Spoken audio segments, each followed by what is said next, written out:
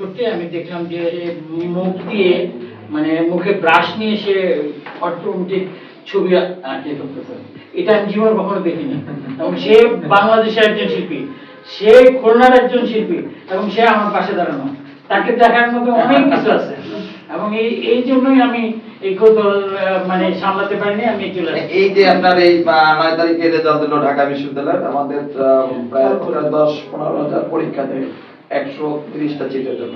আমাদের 4 জন শিক্ষার্থী গিয়েছিল, তার মধ্যে 2 জনে কিন্তু সেখানে মেধা তালিকা উত্তীর্ণ হয়েছে। মানে এবারে রেজাল্ট এই যে 9 তারিখে রেজাল্ট। তো আমাদের এখন পরবর্তীতে মিলন ভাইয়ের ব্যাপারে আমি আরেকটু বলি, আমি কথা বেশি বলি। আরেকটি ব্যাপারে আরেকটা জিনিস দেখলাম, মিলন ভাই ওনার ওস্তাদ, উনি কিন্তু ওনার শিকড় ভুলে যায়নি। উনি নিজে গিয়ে গোরস্থানে গিয়ে কবরের মাটি পরিষ্কার করে দিয়ে আসছে, ঘাস পরিষ্কার করে দিয়ে আসছে, সেখানে গাছ লাগিয়ে আসছে। এটা একটা বিরল ঘটনা। না, এটা বিরল ঘটনা। আমি এই জন্য কিছু এইসব মানুষকে আমি কেঁদেছে, মানে কাঁদা না, মানে আমি এরকম বুঝতে পারছি যে আমি না, আমরা যারা দেখেছি আমরা নিজেরাই বিষয়টা এরকম, মানে আমি কিন্তু মানে ঘুমাতে পারছি না। কেন জানি ক্লাসের টাইপে ক্লাসের পরই মানে আমার শরীরের মধ্যে দেখেন মনে হচ্ছে যেমন ডিম সেদ্ধ গরম গরম একটা খাইলে পরে কিন্তু গরম একটা ভাব, কারণ শরীরের মধ্যে মনে হচ্ছে গরম হয়ে যাচ্ছে। কারণ কি আমি ঘুমাতে পারছি না। তখন আমি মনে হচ্ছে যে আমার স্যার খুব কষ্টে আছে বা কিছু, আসলেই কষ্টে আছে। যাই দেখি কি মনে হচ্ছে 3 মাস 4 মাসেও বা 6 মাসে সেখানে কেউ মানে মানে তার স্পর্শ মানে এত বড় বোন হয়ে গেছে 1 বিঘা করে তার কবরের উপরে।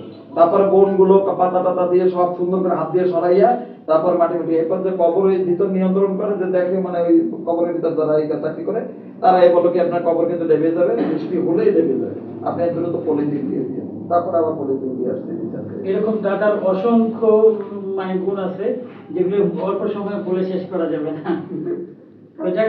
দাদার জন্য সবার কাছে দোয়া আশীর্বাদ চাই। আপনারা সবাই আশীর্বাদ করবেন আমি যেন শিল্প সাধনায় সফল হতে পারি, কারণ বাড়ি থেকে পালিয়ে এসেছিলাম এই শিল্পী হওয়ার উদ্দেশ্যে।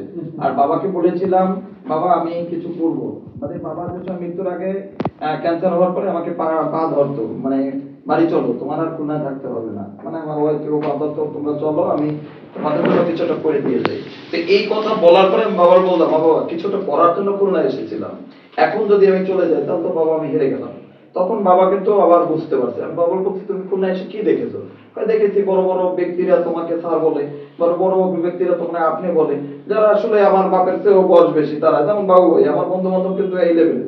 আমি কিন্তু এই বাচ্চা মানুষের সাথে চলি না, এটা আমার যদি আপনার মাইন্ড করার কিছু করার দরকার নেই।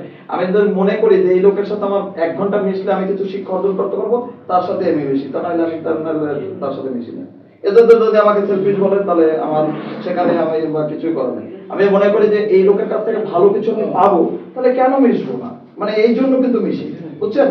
মানে কেন আমি ওই বয়স্ক লোকদের সাথে বেশি উঠা বসা করি, শেখার সুযোগ থাকে।